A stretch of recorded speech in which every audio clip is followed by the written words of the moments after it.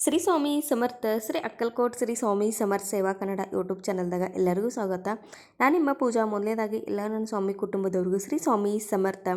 ಇವತ್ತಿನ ನಿಮ್ಮ ದಿನ ಅತ್ಯಂತ ಆನಂದದಿಂದ ಮತ್ತು ಸ್ವಾಮಿ ಮಹಾರಾಜ ನಿಮ್ಮ ಎಲ್ಲ ಒಳ್ಳೆ ಇಚ್ಛೆಗಳನ್ನ ಆದಷ್ಟು ಜಲ್ದಿ ಪೂರ್ಣ ಮಾಡಲಿ ಅಂತ ಹೇಳಿ ಸ್ವಾಮಿ ಮಹಾರಾಜರ ಚರಣಕ್ಕೆ ಪ್ರಾರ್ಥನೆಯನ್ನು ಮಾಡುತ್ತಾ ಇವತ್ತಿನ ಒಂದು ಸ್ವಾಮಿ ಸೇವೆ ವಿಡಿಯೋನ ಆರಂಭ ಮಾಡ್ಕೋದೇನು. ನಾವೆಲ್ಲರೂ ಕೂಡ ಶ್ರಾವಣ ಮಾಸವನ್ನು ಅತ್ಯಂತ ಸಡಗರದಿಂದ, ಅಷ್ಟೇ ಆನಂದದಿಂದ, ಅಷ್ಟೇ ವಿಜೃಂಭಣೆಯಿಂದ ಆಚರಣೆ ಮಾಡಿದ್ದು. ಪ್ರತಿಯೊಂದು ಸೇವಾ ಆಗಲಿ, ಪ್ರತಿಯೊಂದು ಪೂಜೆ ಆಗಲಿ ಅಷ್ಟೇ ಒಂದು ನಮ್ಮ ಮನಸ್ಸಿಗೆ ನೆಮ್ಮದಿಯನ್ನು ಕೊಟ್ಟು ಹೋಗಿದ್ದು ಅಂತ ಭಾವಿಸ್ಕೋದೇನೆ.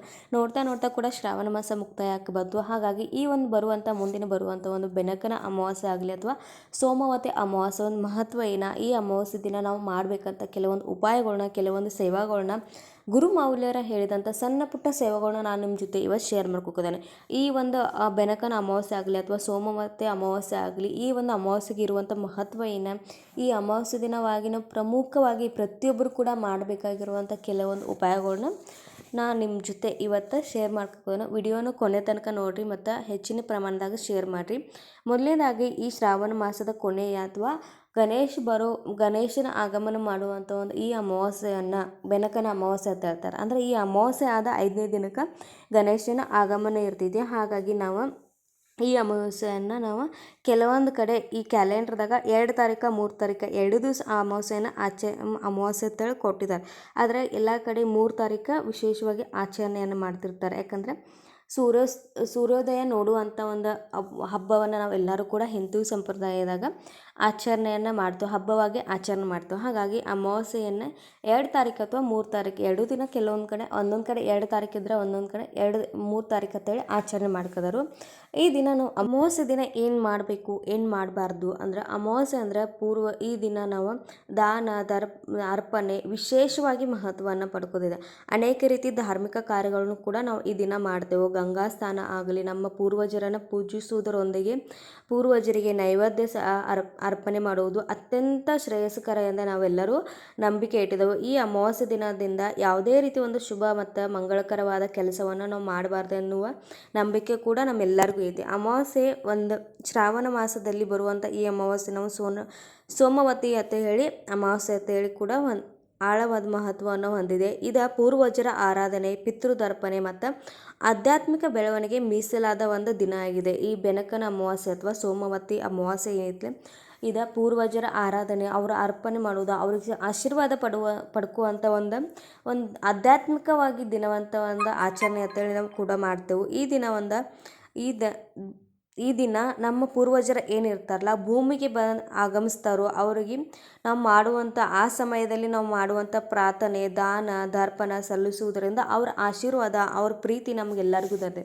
ಯಾಕಂದ್ರೆ ನಮ್ಮ ಜೀವನದಾಗ ಪೂರ್ವಜರ ಆಶೀರ್ವಾದ, ಅವರ ಪ್ರೀತಿ, ಅವರ ಆಶೀರ್ವಾದ ಎಷ್ಟು ಇಂಪಾರ್ಟೆಂಟ್ ಆಗೈತೆ ಅಂದ್ರೆ, ನಾವು ಎಷ್ಟೇ ಕಷ್ಟಪಟ್ಟ ಎಲ್ಲ ಒಂದು ಪ್ರಯತ್ನ ಪಾಡಿ ನಾವು ಎಷ್ಟೇ ಪರಿಶ್ರಮ ಪಡ್ಕತ್ರೂ ಪೂರ್ವಜರ ಆಶೀರ್ವಾದ, ನಮ್ಮ ಪಿತೃರ ಆಶೀರ್ವಾದ ಇಲ್ಲ ಆಗಿತ್ತಂದ್ರೆ ಇವತ್ತು ಕೂಡ ಆ ಕೆಲಸ ಸಾಧ್ಯ ಅಥವಾ ಯಶಸ್ಸಾಗಕ್ಕೆ ಸಾಧ್ಯ ಇಲ್ಲ. ಯಾಕಂದ್ರೆ ನಾವು ಪೂರ್ವಜರ ಆಶೀರ್ವಾದ ನಮ್ಮ ಮ್ಯಾಗಿತ್ತಂದ್ರೆ ನಾವು ಎಷ್ಟೇ ಕೆಲಸ ಕಠಿಣ ಇರಲಿ ಅದು ಖಂಡಿತವಾಗಿ ಯಶಸ್ಸಾಗ್ತೈತಿ. ಹಾಗಾಗಿ ಈ ಒಂದು ಬೆನಕನ ಅಮಾವಾಸ್ಯೆಯನ್ನು ನಮ್ಮ ಪೂರ್ವಜರಿಗೆ ಸಮರ್ಪಣೆ ಮಾಡಿದೆ ಅಥವಾ ನಮ್ಮ ಪೂರ್ವಜರ ಆಶೀರ್ವಾದವನ್ನು ಅವರ ದೈವಿಕ ರೂಪದಾಗ ಭೂಮಿಗೆ ಆಗಮಿಸ್ತಾರೋ ಅನ್ನೋ ನಂಬಿಕೆ ಇದೆ. ಅದೇ ರೀತಿ ಅವರ ಆ ಸಮಯದಾಗ ನಾವು ಮಾಡುವಂಥ ಒಂದು ಸೇವೆ ಆಗಲಿ, ಒಂದು ಪ್ರಾರ್ಥನೆ ಆಗಲಿ, ನೈವೇದ್ಯ ಸಮರ್ಪಣೆ ಆಗಲಿ, ನಮ್ಮ ಪೂರ್ವಜರ ಆಶೀರ್ವಾದ ನಮಗೆ ದೊರೆತೈತಿ. ಅದ್ರ ಜೊತೆಗೆ ನಾವು ಈ ದಿನ ನಮ್ಮ ಪೂರ್ವಜರಿಗೆ ಇಷ್ಟವಾದ ನೈವೇದ್ಯ ಪದಾರ್ಥಗಳನ್ನಾಗಲಿ ಅಥವಾ ಅವರಿಗೆ ಇಷ್ಟವಾದ ಪದಾರ್ಥಗಳನ್ನ ಮಾಡಿ ನೈವೇದ್ಯ ಸಮರ್ಪಣೆ ಮಾಡೋದು, ಅವ್ರು ಧರಿಸಿದಂಥ ಬಟ್ಟೆ, ಅವರು ಇಷ್ಟಪಡೋದಂಥ ವಸ್ತುಗಳನ್ನ ದಾನ ರೂಪವಾಗಿ ಮಾಡೋದರಿಂದ ನಮ್ಮ ಪಿತೃರ ಆಶೀರ್ವಾದ ನಮಗೆ ದೊರೆತೈತಿ. ಅದ್ರ ಜೊತೆಗೆ ನಾವು ಪ್ರತಿಯೊಬ್ಬರ ಜೀವನದಾಗ ಹಣದ ಆರ್ಥಿಕ ಸಂಕಷ್ಟ ಅನ್ನೋದು ಇರ್ತೈತಿ. ಒಂದಿಲ್ಲೊಂದು ಟೈಮ್ದಾಗ ಆರ್ಥಿಕ ಸಂಕಷ್ಟ ಅನ್ನೋದು ಇದ್ದೇ ಇರ್ತೈತಿ. ಆ ಆರ್ಥಿಕ ಸಂಕಷ್ಟವನ್ನು ದೂರ ಮಾಡ್ಕೋ ಕೂಡ ಈ ಅಮಾವಾಸ್ಯೆ ಒಂದು ಉತ್ತಮ ದಿನ ಆಗೈತಿ. ಯಾಕಂದರೆ ಅಮಾವಾಸ್ಯೆ ದಿನ ನಾವು ಮಹಾಲಕ್ಷ್ಮಿ ಪೂಜೆಯನ್ನು ಮಾಡುವುದರಿಂದ ನಮ್ಮ ಜೀವನದಾಗಿರುವಂಥ ಆರ್ಥಿಕ ಸಂಕಷ್ಟ ದೂರ ಆಗ್ತಾವೆ, ಆರ್ಥಿಕ ಸಮಸ್ಯೆಗಳು ದೂರ ಆಗ್ತಾವೆ. ಹಾಗಾಗಿ ನಾವು ಈ ದಿನ ನಾವು ಬೆಳಗ್ಗೆ ಜಲ್ದಿ ಎದ್ದು ಮನೆಯೆಲ್ಲ ಕ್ಲೀನ್ ಮಾಡ್ಕೊಂಡು, ಮನೆಯನ್ನು ಒಂದು ರೀತಿ ಅಂದರೆ ಎಲ್ಲ ಕ್ಲೀನ್ ಮಾಡ್ಕೊಂಡು ನಾವು ಆದಷ್ಟು ಸರಳವಾಗಿ ಮನೆಯಾಗ ಲಕ್ಷ್ಮೀ ಪೂಜೆಯನ್ನು ಮಾಡ್ಕೋಬೋದು. ಪ್ರತಿ ಅಮಾವಾಸ್ಯೆಗೆ ನಾವು ಈ ರೀತಿ ಲಕ್ಷ್ಮೀ ಪೂಜೆಯನ್ನು ಮಾಡುವುದರಿಂದ ಆರ್ಥಿಕ ಸಮಸ್ಯೆಗಳು ಏನಿರ್ತಾವೋ ಅವೆಲ್ಲ ಕೂಡ ದೂರ ಆಗ್ತಾವೆ. ಇನ್ನು ಮೂರನೇದು ಏನಪ್ಪ ಅಂದ್ರೆ, ನಮ್ಮ ಮನ್ಯಾಗ ಸಣ್ಣ ಮಕ್ಕಳು ಇರ್ತಾರೋ ಅಥವಾ ಅವರು ಅಮಾವಾಸ್ಯೆ ಹುಣ್ಣಿಮೆ ಅಥವಾ ಕಿರಿಕಿರಿ ಮಾಡೋದಾಗಲಿ, ಅನಾರೋಗ್ಯ ಸಮಸ್ಯೆ ಆಗಲಿ, ಈ ಒಂದು ಥರದಿಂದ ನಾವು ಅಮಾವಾಸ್ಯೆಗೆ 12 ಗಂಟೆ ಮಧ್ಯಾಹ್ನ 12 ಗಂಟೆ ಒಳಗೆ ಈ ಒಂದು ಉಪಾಯವನ್ನು ಮಾಡೋದೈತಿ. ಒಂದು ಉಪ್ಪು ಹಾಕದ ಅನ್ನವನ್ನು ಮಾಡಿ ಒಂದು ಬಟ್ಲದಷ್ಟು ಅನ್ನವನ್ನು ತೊಗೊಂಡು ಅದ್ರ ಮ್ಯಾಗ ಒಂದು ಸ್ವಲ್ಪ ಮೊಸರು ಹಾಕಿ ನಮ್ಮ ಹೊರಸಲು ಇರ್ತಿಲ್ಲ ಹೊರಸರ ಹೊರಗೆ ಆ ಮಕ್ಕಳನ್ನು ನಿಲ್ಲಿಸಿ ನಾವು 7 ಸಲ ಆ ಅನ್ನವನ್ನು ಅವ್ರ ಮುಖದ ಮ್ಯಾಗಿಂದ ಕಾಲು ತನಕ ಇಳಿಸಿ ಅದನ್ನು ನಾವು ನಮ್ಮ ಮೇಲೆ ಟೆರೆಸ್ ಮ್ಯಾಗ ಅಥವಾ ಹೊರಗೆ ಅಂಗಳಾಗ ಇಡಬೇಕು. ಇದರಿಂದ ಕೂಡ ಅವರಿಗೆ ಆದಂಥ ದೃಷ್ಟಿದೋಷ, ಅವರಿಗೆ ತಗುಲಿದಂಥ ನಕಾರಾತ್ಮಕ ಶಕ್ತಿ ಪ್ರಭಾವ, ಅವ್ರಿಗೆ ಏನೋ ಒಂದು ತ್ರಾಸ ಆಕತ್ತಂದ್ರೆ ಅದೆಲ್ಲ ಕೂಡ ಕ್ರಮೇಣ ಆಗ್ತೈತಿ. ಇದನ್ನು ನಾವು ಪ್ರತಿ ಅಮಾವಾಸ್ಯೆಗೆ ಕೂಡ ಮಾಡ್ಬೋದು ಅಥವಾ ನಾವು 5 ಅಮಾವಾಸ್ಯೆ ಕೂಡ ನಾವು ಮಾಡ್ಬೋದು. ಇನ್ನಪ್ಪ ನಮ್ಮ ಮನ್ಯಾಗ ಅಮಾವಾಸ್ಯೆ ಹುಣ್ಣಿಮೆ ಬತ್ತಂದ್ರೆ ಏನೋ ಒಂದು ಮನ್ಯಾಗ ಭಯದ ವಾತಾವರಣ, ಏನೋ ಒಂದು ಅವಘಡ ಆಗ್ತೈತಿ, ಏನೋ ಒಂದು ಸಮಸ್ಯೆ ಆಗ್ತೈತಿ ಅನ್ನೋ ಒಂದು ವಾತಾವರಣ ಇರ್ತೈತಿ, ನೆಗೆಟಿವ್ ಎನರ್ಜಿ ಪ್ರಭಾವ ಜಾಸ್ತಿ ಇರ್ತೈತಿ ಅನ್ನೋರು ಪ್ರತಿಯೊಬ್ಬರು ಕೂಡ ಇದನ್ನು ಮಾಡ್ಬೋದು. ಸಾಯಂಕಾಲ ಸಮಯ, ಅಮಾವಾಸ್ಯೆದು ಸಾಯಂಕಾಲ ಸಮಯ ನಮ್ಮ ಮನ್ಯಾಗ ನಾವೆಲ್ಲರೂ ಗೋಮೂತ್ರ ಅಂತೂ ನಮ್ಮ ಮನ್ಯಾಗ ಎಲ್ಲರೂ ಇರ್ತಾವೆ. ಗೋಮೂತ್ರ ಒಂದು ಸ್ವಲ್ಪ ಅರಿಶಿನ ಹಾಕಿ ನಮ್ಮ ಮನೆ ಎಲ್ಲ ಕೂಡ ಸಿಂಪಡಿಸಿ ಆಮೇಲೆ ನಾವು ಬಿಳಿ ಸಾಸಿವೆ ಏನಿರ್ತಾವಲ್ಲ, ಪ್ರತಿಯೊಂದು ಪೂಜಾ ಸಾಹಿತ್ಯ ಅಂಗಡಿಯಾಗ ಸಿಗ್ತಾವೆ. ಬಿಳಿ ಸಾಸಿವೆ ಏನಂತ ಅಂದ್ರೆ ನಾವು ಕಾಲಭೈರವಾಷ್ಟಕ ಸ್ತೋತ್ರವನ್ನು 11 ಸಲ ನಮ್ಮ ಜಗಲಿ ಮುಂದೆ ದೀಪ ಉದ್ಬತ್ತಿ ಎಲ್ಲವನ್ನು ಹಚ್ಚಿ ನಾವು ನಮ್ಮ ಬಲಗೈಯಾಗ ಬಿಳಿ ಸಾಸಿವೆಯನ್ನು ತೊಗೊಂಡು ನಾವು 11 ಸಲ ಅಥವಾ 1 ಸಲರೇ, ನೀವು 11 ಸಲ ಅಂದ್ರೆ ಉತ್ತಮ. ನಿಮಗೆ ಅನಕ್ಬಾರ್ದಿಲ್ಲ ಅಂದ್ರೆ ನೀವು ಯೂಟ್ಯೂಬ್ದಾಗ ಹಚ್ಚಿ ಕೂಡ ಕೇಳಿ ನೀವು ಈ ಸೇವೆಯನ್ನು ಮಾಡ್ಬೋದು.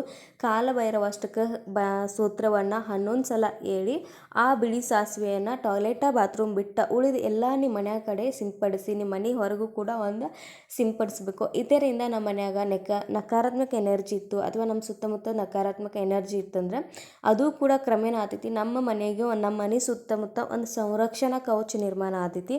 ಹಾಗಾಗಿ ಯಾವುದೇ ಒಂದು ನಕಾರಾತ್ಮಕ ಶಕ್ತಿ ಅಥವಾ ಒಂದು ನೆಗೆಟಿವ್ ಆಗಿರೋ ನೆಗೆಟಿವ್ ವಿಚಾರ ಇರುವಂಥ ವ್ಯಕ್ತಿನ ಮನೆಯಾಗ ಪ್ರವೇಶ ಮಾಡಿದ್ರು ಅವರು ನೆಗೆಟಿವ್ ವಿಚಾರದಿಂದ ಕೂಡ ನಮ್ಮ ಮನ್ಯಾಗ ಎಷ್ಟೋ ಒಂದು ಬದಲಾವಣೆಗಳು ಕಂಡು ಬರ್ತಾವೆ. ಆ ಎಲ್ಲ ಪ್ರಭಾವಗಳು ಕೂಡ ನಮ್ಮ ಮನ್ಯಾಗ ಯಾವುದೇ ರೀತಿ ಒಂದು ಪ್ರಭಾವವನ್ನು ಬೀರೋಲ್ಲ ಅಥವಾ ನಮ್ಮ ಹೊರಸಲು ಒಳಗಾದ ಪ್ರವೇಶ ಮಾಡೋಲ್ಲ ನೆಗೆಟಿವ್ ಎನರ್ಜಿ. ಇದನ್ನು ಕೂಡ ನೀವು ಮಾಡಬೇಕು. ಇನ್ನಪ್ಪ ಅಮಾವಾಸ್ಯೆದು ನಮ್ಮ ಪ್ರತಿಯೊಬ್ಬರು ಪಾಲನೆ ಮಾಡಬೇಕಾಗಿದೆ ಪರಾನ್ನ ವರ್ಜ. ಯಾಕಂದ್ರೆ ಅಮಾವಾಸ್ಯೆ ಹುಣ್ಣಿಮೆ ಆಗಲಿ ನಾವು ಇವತ್ತು ಕೂಡ ಬೇರೆದವ್ರ ಮನ್ಯಾಗ ಊಟ ಮಾಡೋದಾಗಲಿ ಅಥವಾ ಬೇರೆದವ್ರ ಮನ್ಯಾಗ ಯಾವುದೇ ಒಂದು ವಸ್ತುವನ್ನು ತಿನ್ನಬಾರ್ದು.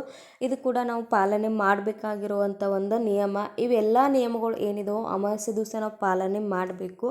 ಇದರಿಂದ ಕೆಲವೊಂದು ನಮ್ಮ ಅಮಾವಾಸ್ಯೆ ದಿವಸ ಎಷ್ಟು ಒಂದು ಸಕಾರಾತ್ಮಕ ಊರ್ಜಾ ಆ್ಯಕ್ಟಿವ್ ಆಗಿರ್ತೈತಿ ಅಷ್ಟೇ ಒಂದು ನಕಾರಾತ್ಮಕ ಶಕ್ತಿಯು ಕೂಡ ಅಷ್ಟೇ ಒಂದು ತನ್ನ ಪ್ರಭಾವವನ್ನು ಬೀರ್ತಿರ್ತೈತಿ. ಅದರ ಶಕ್ತಿ ಕೂಡ ಅಷ್ಟೇ ಇರ್ತೈತಿ. ಹಾಗಾಗಿ ಸಾಧ್ಯವಾದಷ್ಟು ನಾವು ಸಕಾರಾತ್ಮಕವಾಗಿ ವಿಚಾರ ಮಾಡಿ ಸಕಾರಾತ್ಮಕವಾಗಿ ಇರೋಕ್ಕೆ ಪ್ರಯತ್ನ ಪಟ್ಟು ಎಷ್ಟೈತೈತೆ ಅಷ್ಟು ಸೇವೆಯನ್ನು ಮಾಡಿದಂದ್ರೆ ಖಂಡಿತವಾಗಿ ಎಷ್ಟೇ ಒಂದು ದೊಡ್ಡ ಸಮಸ್ಯೆ ಇದ್ದರೂ ಸ್ವಾಮಿ ಮಹಾರಾಜರು ಅದನ್ನು ನಮಗೆ ಅದಕ್ಕೊಂದು ಪರಿಹಾರ ಸಿಕ್ಕೇ ಸಿಗ್ತೈತಿ. ಮತ್ತು ಸ್ವಾಮಿ ಮಹಾರಾಜರ ಆಶೀರ್ವಾದ ನಮ್ಮ ಜೊತೆ ಇತ್ತಂದರೆ ಯಾವುದೇ ಸಮಸ್ಯೆ ಇರಲಿ ಅದನ್ನು ಎದುರಿಸುವಂಥ ಸಾಮರ್ಥ್ಯ ಸ್ವಾಮಿ ಮಹಾರಾಜರು ನಮಗೆ ನೀಡ್ತಿರ್ತಾರೆ.